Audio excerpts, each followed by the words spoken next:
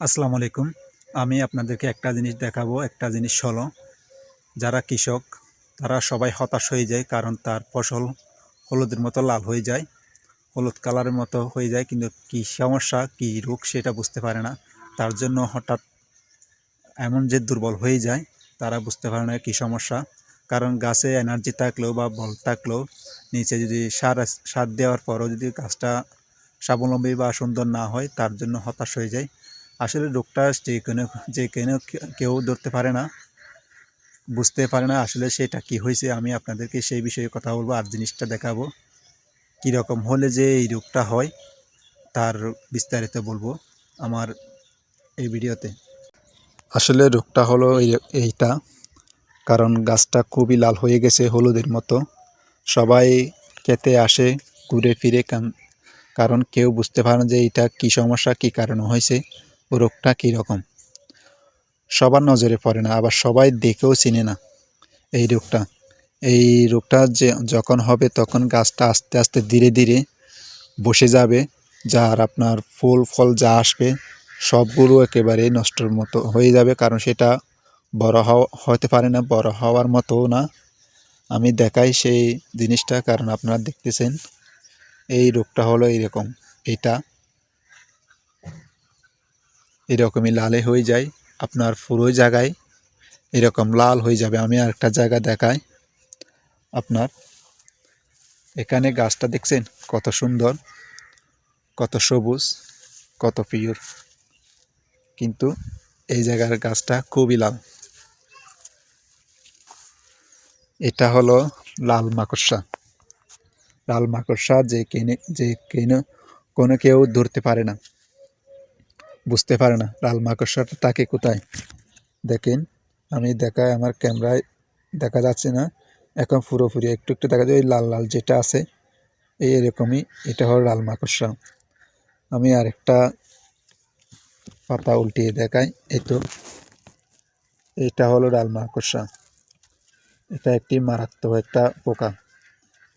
এই পোকাটা গাছকে খুবই দুর্বল করে হলুদের মতো লাল করে, সবুজের মতো লাল করে বসে ফেলে, যেমন এই জায়গায় বসে গেছে। কিন্তু সবাই খেতে আসে, খেতে এসে ক্ষেত পরিদর্শন করে, কিন্তু এই রোগের সম্বন্ধে বুঝে না কেউ, আবার চিনেও না।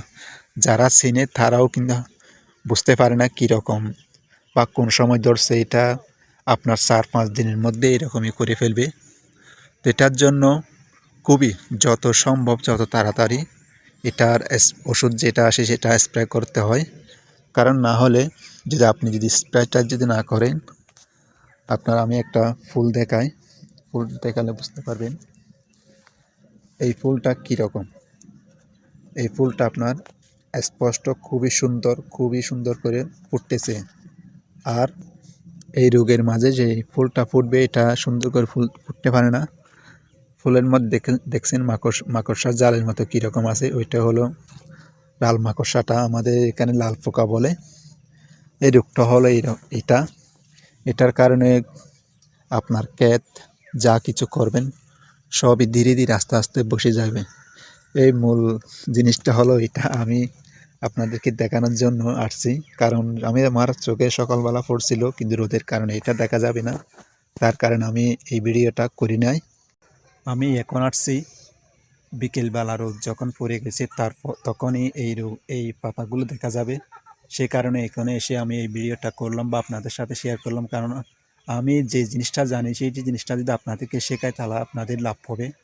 সেটা কারণ সবাই কাউকে জানাতে চায় না, শেখাতে চায় না। আমাদের কৃষকের এমনই একটা অবস্থা, এইরকমই লাল হয়ে যাবে। আমি আপনাদেরকে আরেকটা জায়গার পরিস্থিতি দেখেছেন, আমার পিছনে যে গাছগুলো আছে ওগুলো কত সবুজ, কত সুন্দর, কিন্তু ওই জায়গাটা জিনিসটা সুন্দর না, কারণ ওখানে অনেক পোকা।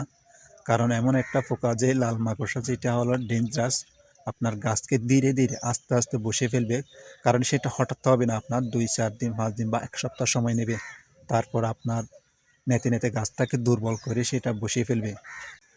এইরকম রোগ দেখার সাথে সাথে আপনারা যত শিগগির যত দ্রুত পারেন তার জন্য যে ওষুধটা ব্যবহার করতে হয়, যে মেডিসিনটা, সেটা ব্যবহার করবেন। কারণ এটা নিয়ে বসে থাকবেন না। আর ক্ষেতে খামারে আসলে আপনি ভালো করে আপনার ক্ষেতের উপর নজর দিয়ে থাকবেন, দেখবেন যে এইরকম কোনো রোগ হয়েছে না। এটা হলো একটা রোগ, ডেঞ্জারাস, আপনার ক্ষেতকে আপনার চোখের সামনে বসে ফেলবে, আপনি কিন্তু ধারণা করতে পারবেন না। পরবর্তী আপনি আপনি চিন্তা করবেন যে আমার চোখের সামনে যে আমার এত সুন্দর ক্ষেত নষ্ট করে। জিনিসটা দেখার সাথে সাথে আপনার নজর পড়ার সাথে সাথে সেটার জন্য আপনি যত দ্রুত পারেন ওষুধটা ব্যবহার করবেন, ব্যবহার করে আপনার ক্ষেতকে সুন্দর রাখার চেষ্টা করবেন, কারণ এটা আপনার চোখের সামনে যে আপনার ক্ষেতকে নষ্ট করে ফেলবে আপনি নিজেও জানবেন না।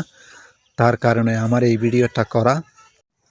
তাই আমি যত শীঘ্রই যতই শহরে রেট না করে বাসা থেকে চলে আসলাম শুধু এই জিনিসটা দেখানোর জন্য।